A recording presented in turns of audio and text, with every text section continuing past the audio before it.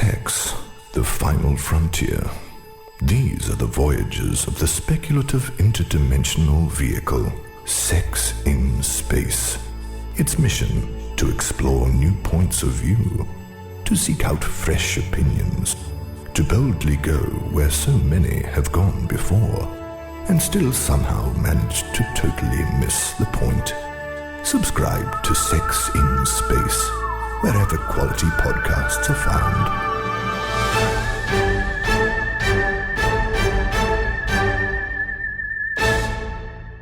Hi there, and welcome back to Sex in Space.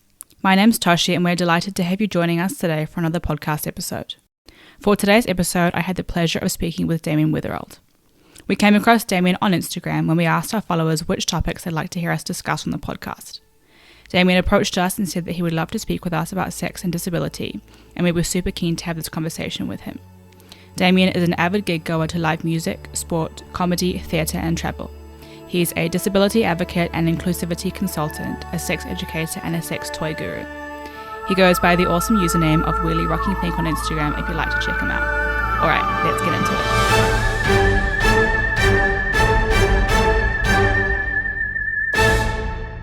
it. Welcome, Damian. Thank you so much for being with us here today on the Sex and Space podcast.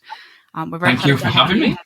We're very excited to have you and to talk to you more about sex and disability. We were really thrilled when you reached out to us that wanted to talk to us more about this. So I thought, in light of that, a good place to start is if we could ask you to share a bit more about your personal experience with disability. Hi. So, thank you for having me. My experiences, I have a condition called Ehlers-Danlos syndrome, which is a connective tissue disorder, and I have other conditions that go alongside that. I'm a wheelchair user. I'm very known for my wheelchair because you can find me on Instagram at Wheelie Rocking Pink, because before I went in my wheelchair, I always wore pink shoes for many years. Obviously, when I had to go in the wheelchair, it had to be bright pink. So that is kind of what it's kind of become my brand, what people know me for. But yeah, I was diagnosed when I was 14 years old. So it's been a progressive downhill from there. But I've just kind of learned to live with it. Yes, some days are really bad. Some days it can get you down. But I've kind of embraced what comes with my disability. And I think this is where I've led into the advocacy more now as well. Growing up, it was really hard. At 14, being told you've got a condition that's going to affect you for the rest of your life. It's not the best of outcomes. It can really play with your mental health and things like that.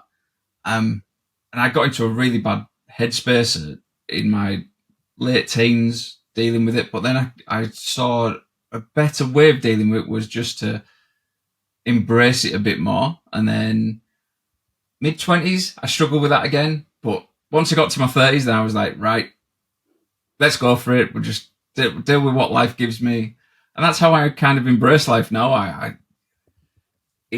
It's something that is there, but it doesn't stop me doing the things I love most of the time. Yes, there'll be always things that does stop me doing, but you've got to just put up with what you've got in some respects, and you just got to embrace it. It's a great mindset and attitude to have towards life in general, I think, being so just willing to just take it as it comes and work with it.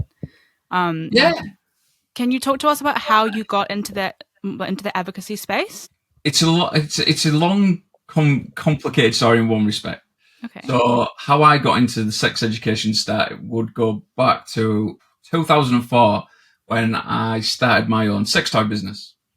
So that was I fell into that by mistake. And I often get asked this question, how did I end up in the sex toy industry?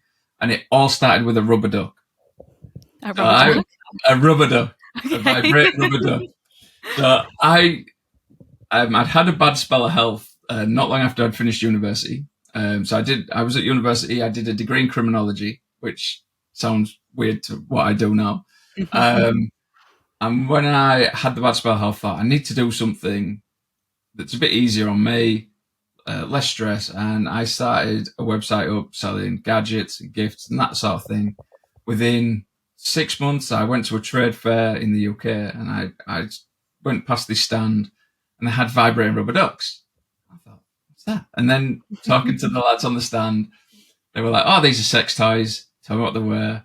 And we're like, oh, if you want to see something a bit more risque, we'll show you behind like the curtain, so to speak. So I saw these other sex toys, and like going back to like 2004, it was kind of early days where it really started to change into what it is now in that industry, in my opinion.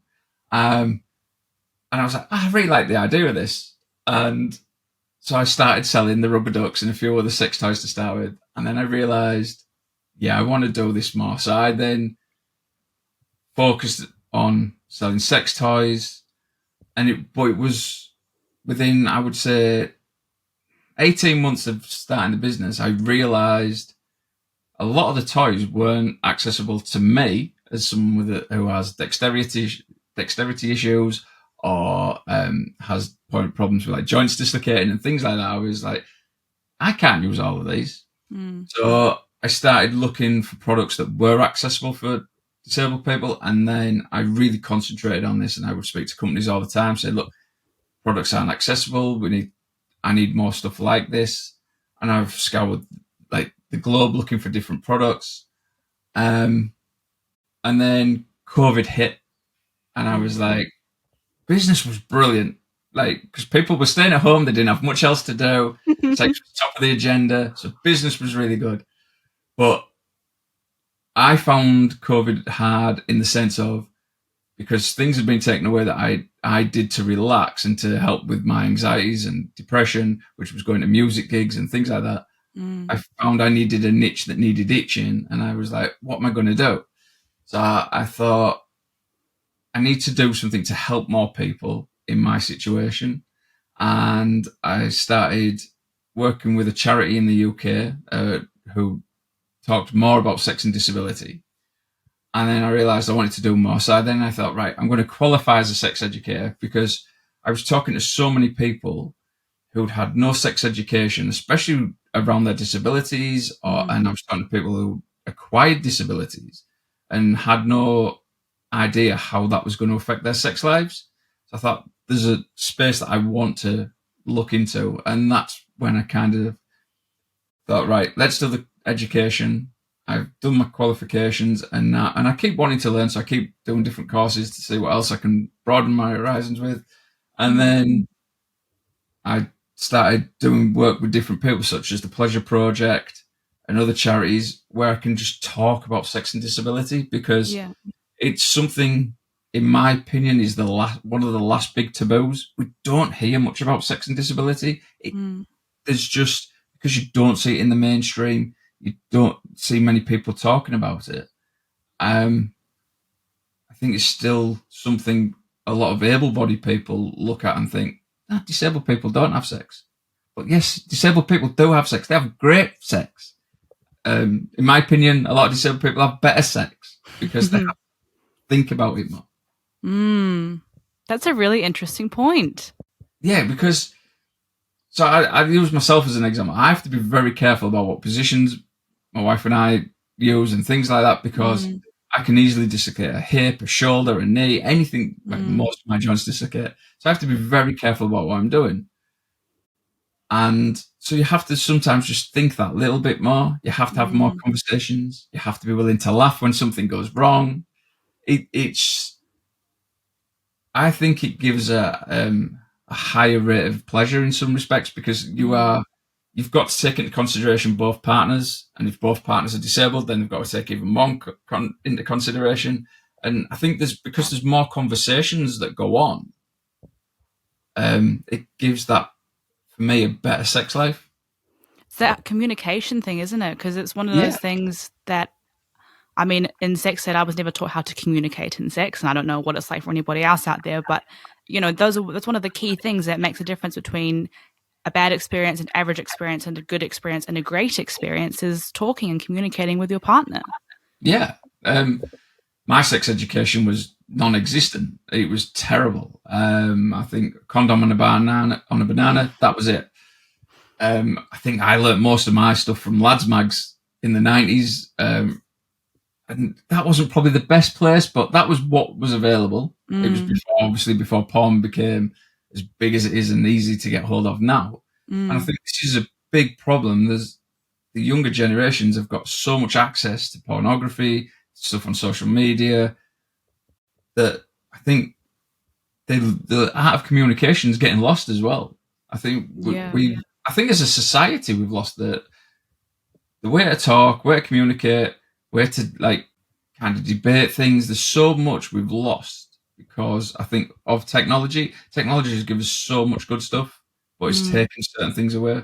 Technology has it's changed everything. Like it's changed the sex toy industry. It's changed sex education. It's changed dating. Technology in sex toys has made such a difference because it has made certain products more accessible because of, like, for example, Bluetooth technology. They don't have to try and hold a remote control. They can use their phones. There's little nuances that technology will improve people's sex lives. But I do think we need to learn to talk more as well. Definitely. We need to take it back to basics. Yes. It's interesting that we don't start with the basics, really, because you would think we would start with communication. Yeah, and I think this is something that needs teaching more. I especially think to young men it needs teaching more, because they don't know how to communicate because of they're used to WhatsApping and Snapchatting. They don't know how to have a proper conversation. But I think that's where the whole thing of consent comes in. If we teach it at an early age and try and get rid of some of this toxic masculinity that is out there, it can only improve future generations.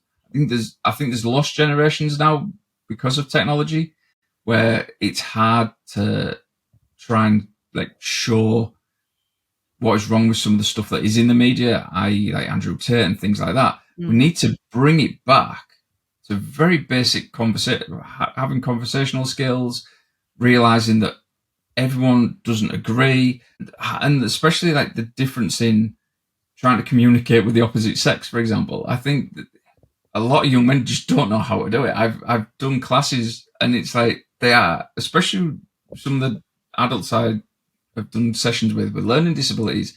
It's really hard to try and show how easy it is to read someone wrong, for example, because you can't always, because if someone's neurodiverse, you don't always know that someone's flirting with you, for example, and you might read that the wrong way. So we've got to try and teach this. And I think this is why sex education in SEN schools is so important, because there's a lot of young adults there who might have learning disabilities or physical disabilities who are struggling in the wider world because they haven't been given the basic skills of communication, especially around the topic of sex. Can you tell us about what you find most rewarding about working in those spaces and bringing sex education to those areas? Nothing beats getting an email or having a conversation from someone and them telling you that you've had an impact on their sex life. I had a call with someone recently. They had acquired a spinal cord injury. They'd been basically not given any advice about how their sex life was going to be affected, and they just needed some advice. And within a month, 2 months, they're then telling me the conversation I'd had had completely changed their lives. So it's things like that. And I think it's getting out of that mindset that sex always means penis and vagina, or, it doesn't always mean intercourse. And it's looking about how you can change that mindset. I think that goes for everyone, though. I think there's too much focus sometimes now on actual intercourse. Not talk about foreplay. We don't talk about even just holding hands and kissing and intimacy. We don't take things back to basics anymore. Yeah, it's that whole back to basics thing, and it's broadening it out and looking at what does this word sex actually mean. I mean, we've kind of been, I guess, fed one definition, but really it's such an all-encompassing word that has so many different meanings and ways that you can interpret it and express it. Yeah, because for some people with certain disabilities, they may not be able to feel touch as much, or they might have certain senses that are maybe hypersensitized and things like that. So it's having them conversations to realize what works for that person, and trying to encourage them not to be upset if they can't potentially have physical sexual intercourse. Tell them about, you might just be wanting someone who wants a cuddle. there's nothing but such an endorphin hit having a hug, and that can make a difference for someone. So I think it's trying to teach them that start small and then see how far you can go in a safe way. And then that's where I really love to help people is with products. I love to tell what sex toy products there is. Or I would always call it a pleasure product because, for me, it's something that gives pleasure, and it can be, for example, someone in a wheelchair. If they want to try bondage, for example, I try to tell them to start slow, take themselves to the wheelchair, let their partner take a bit of control, or take something in, for example, if it's someone who has a condition where they struggle like physically turning themselves over, you look at something different. So look at a spreader bar, for example, because that means your partner can safely turn you over when you're having sex and things like that. It's thinking outside the box. It's not always, a product isn't always used for what it's meant to be. But like positional play can be done very well with, like, for example, a liberator wedge, like sex furniture. I don't know if you know what I mean. So liberator furniture is all very soft play. Actually, it's a term I find weird using with sex, but it's soft play furniture, and it's brilliant for people with disabilities because it can help them get in positions that they might not be able to get into normally. So it's amazing. I love just recommending products that I know will change someone's life. But I have now edged away from the retail side, and I spend most of my time now helping companies make their products more accessible, and I do more advocacy work because I get more out of it, and I think there's such an amount of work to be done in that area. Is there anything in particular that you've found to be quite challenging in that area of work? It's getting companies to realise that the market for sex and disability is so huge, and realise that just changing maybe a couple of small things on the product can mean it's marketable to even more people. And I think sometimes a company will see, I'll come talk to them and say, right, if you do this and do this, it'll make it more marketable. But sometimes I think they look at the cost and think, is it worth it just for that market? And this is why the disabled sector gets left out in so many industries, because they're not willing to spend that time and money to invest in that, in the community, really. And that was one of the things I loved about retail. I could adapt my pricing, for example, to help more people. Wasn't maybe the best from a business perspective, but I always wanted to help more people have and enjoy a pleasurable sex life, because we all deserve pleasure, like sexual pleasure. And I think if we can help people do it, why shouldn't we? But and I understand, like you said, from a business perspective, you've got to think of costs and things like that. Sometimes we've got to ignore that and think of how many people we can help, because again, it has such a positive impact on society.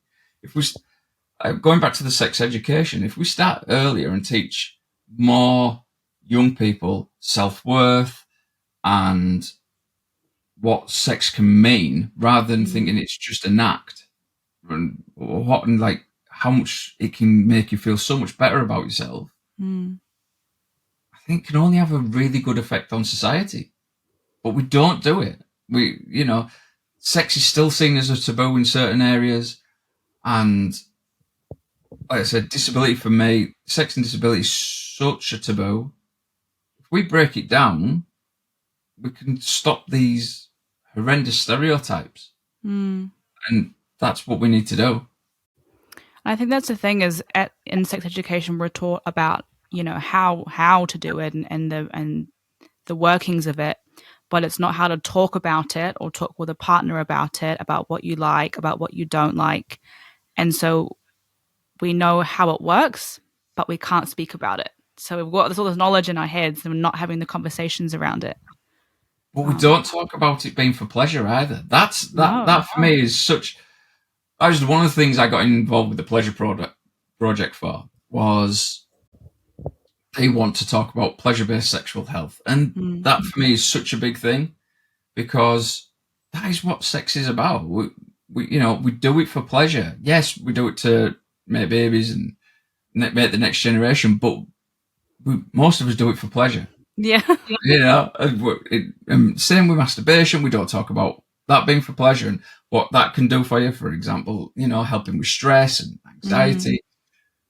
So I do feel we should talk about it more. And I know it's very controversial saying we want to talk about these things to like younger people, but it's what needs to be done. And yes, we've got to be age appropriate.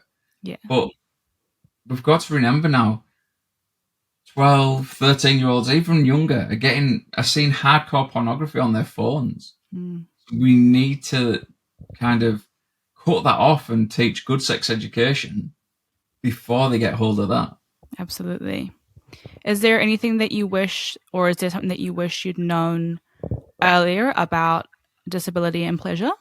So like I said, my sex education was non-existent. I wish I'd been taught at an earlier age that I would have to think about things maybe differently. I kind of had to explore that myself. And I wasn't kind of maybe aware that I would probably hurt myself at times, which I've done, and not realize that I would have to find a way of navigating mentally how I dealt with that. Well, then I wish 16-year-old me knew how much sexual pleasure would help me deal with some of the pain and the anxiety as well, because having a loving sexual relationship is the best thing you can have. And it is, for want of a word, it is life-changing. It can make your whole life better, because you're not kind of sat thinking, I can't do that, and I can't do that. It's like a lot of things in life. If you can't do something, it then starts breeding more negativity. So I think realizing how much being to have a good sex life and how much sex and pleasure can play in mental health, I think that's something I wish I'd known at an earlier age as well. I always get asked quite often about advice I would give. And I always say, learn to laugh. And laugh and communicate are the two things I will always say. And I think that is something I wish I'd known younger, because the first time I dislocated a joint during sex with my partner, I was mortified. I was like, oh my God, look what's happened. Then we just started laughing. And that was the best thing that could have happened. I was panicking in my head going, oh my God. And then it was like, we just laughed. And that's the way we kind of get through life sometimes. You just got to laugh at it. I think that's really lovely. And I was actually going to move into the next space, which was porn. Because you mentioned that porn and the lack of disabled representation is something that's of interest to you. So I thought maybe I would start by asking about what your view is of pornography. I think pornography has its place. There's some really good pornography out there. So I love talking about pornography and the effect. It has its place. I think the problem is teenagers are consuming it far too early with hardcore pornography. I think we need to find more ethical pornography, in my opinion. The sites that I think do it really well, Lustery, Get Cheeks. My favourite is Make Love Not Porn. I love the real world sex element of it. I think, there's a place for what you would see on the mainstream site, but I think that is for adults. Youngsters shouldn't be consuming it, and I think that's where we have a problem. Where I think some of the stuff, for example, on Make Love Not Porn and Lustery, potentially something. Yeah, teenagers shouldn't be seeing hardcore, but I think something like that can show what real life sex is about. Show emotion, for example, and that's what the mainstream porn doesn't show. I have a slight issue with free use porn, for example, because I think when you try to teach young men, especially about consent, I think it blurs the lines a little bit. It's things like that I think we need to try and educate more about, and especially educate teenagers to say, look, this is not real when they're looking at a lot of the mainstream stuff.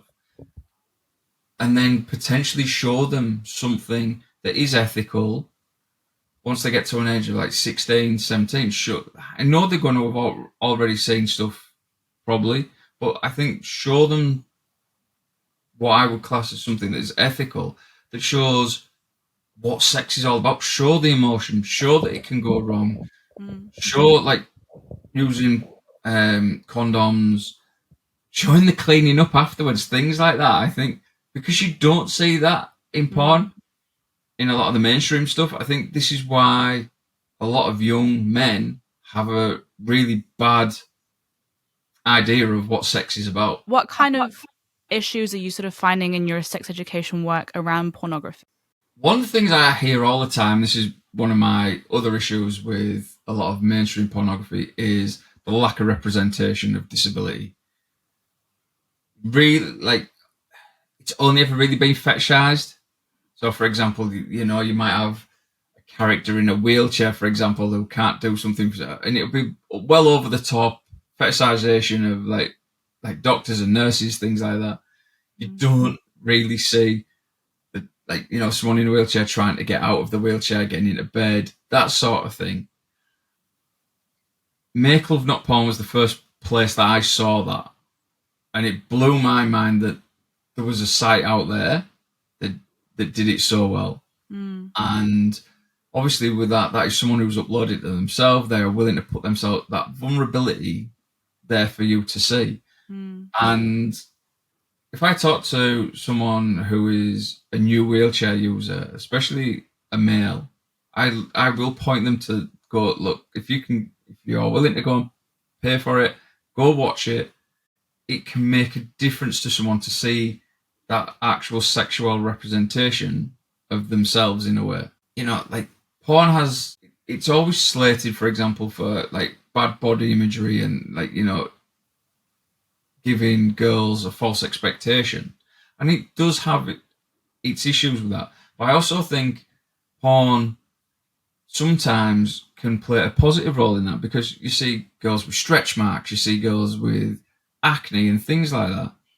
It's not as, the makeup isn't as over the top, for example, as in mainstream media. So I think that has that positive side.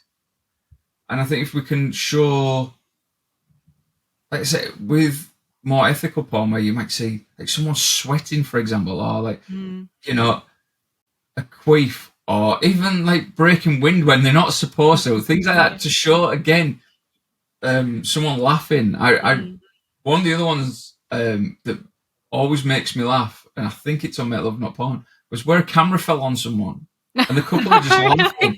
And I just thought that is so funny. Yeah. And like, again, it goes back to my thing of learning to laugh with each other. And I think that's what if we can see more stuff like that, I think that can only be for the better. The over the top stuff has got its place as a fantasy and for couples to watch and enjoy. If someone wants to watch it on their own, I think it has its place. What we need to do is educate about it more. I think pornography is the easy go-to sometimes for politicians to blame on for certain things. They'll say, "Oh, young men are seeing too much porn." Yeah, that is an issue, but it's not the only issue. Lack of education is the main issue. So if we talk about it and say, "Do you know what? This is so unrealistic. You might as well be reading a comic book. Let's look at something that is a bit more realistic." I think it would, again, help society. My last question for you really is there anything that I haven't asked you that you would really love to share or speak about with us on the podcast? One thing I love to talk about as well is like the other things we need to talk about in education. It's taking it back to things like talking about lubricant. The amount of men who won't use sex toys. Now, I was going to say, I think this is where I'm going to get on my, not a soapbox, but this is the one thing I love talking about is the lack of education around men using sex toys. So, Sex in the City was the big moment for sex toys for vulva owners. And Summers in the UK, it was all like rabbits, but there's never been that moment for men. And I have so many male friends who refuse to use sex toys, and they know what I do for a living. I've given them free ones. Oh no, I don't want to use that. And it's weird that men don't look to like in pleasure that way. And I think we need to again talk about masturbation in different ways. I think because there's never been that one mainstream like moment, we've never seen the huge uptake in men using sex toys. And especially for men with disabilities, it can be a massive thing because there's technology out there that they can have toys that interact with the pornography if they want to watch it. They can have ones that the partner can control. The technology is so good, but a lot of men are just there's massive stigma around them. I think it's because for many years, like the only sex toys really for men were blow up dolls, and then like a lot of men don't like using the fleshlight sort of products because it's a vulva. It's a vulva on a stick. It's just a gelatin, and a lot of men don't like using them because I've had men tell me they feel like they're cheating on the partner using one, and I've also seen on some like groups on like Reddit and things like that where some women do not like their partners using them because of what it looks like. And I think it's really strange. But I think, again, it's a lack of education, but B, this is something I've worked with companies in the sex toy industry that make products for men.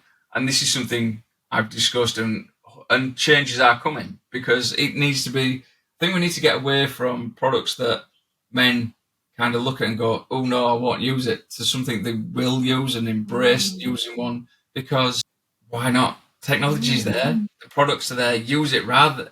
And I think this is again lack of education. You don't see very many articles about the top 10 products for men. You'll see the top 10 products for vulva owners and for women and however you want to see it worded. You very rarely see the top 10 products for men. That's really true.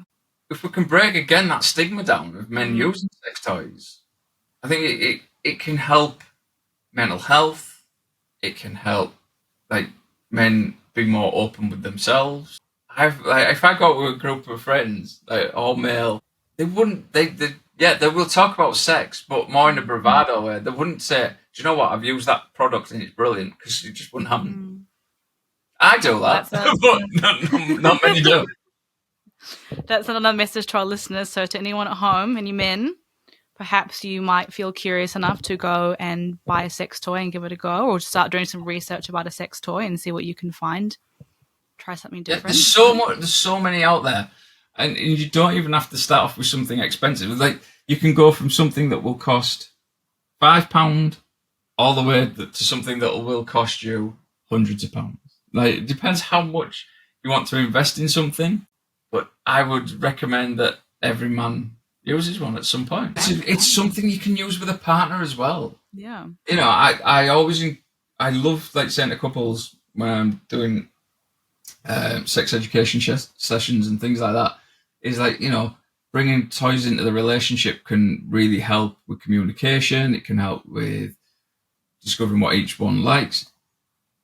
A lot of men just don't like the thought of bringing a product, especially for themselves, into that environment. And I think it's because mainstream media has never tackled these things. Like if you saw a sex toy in a program, it would be probably done in a jokingly way. You don't really see it like you would see someone getting the mick taken out of them because they've got a fleshlight, for example. You wouldn't see a serious conversation about it. But this goes for sex and disability.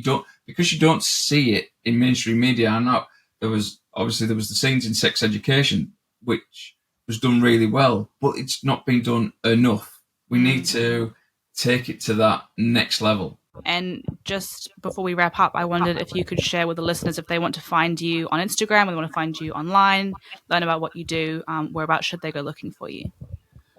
So the best place to find me at the moment will be either on LinkedIn at Damian Weatherald or on Instagram at Wheelie Rockin' Pink. There is a new site coming soon, which will have more of my sex education stuff on. And I will also be launching my own podcast very shortly. Awesome. Fantastic. Well, thank you so much, Damian, for being with us here today on the Sex and Space podcast. Thank you so much for having me. It's been amazing.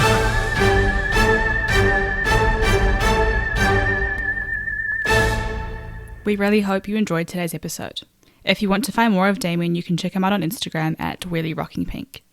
Before we sign off, we wanted to remind you about our 2 books that we have available, How to Talk with Your Kids About Porn and The Organ Education Forgot.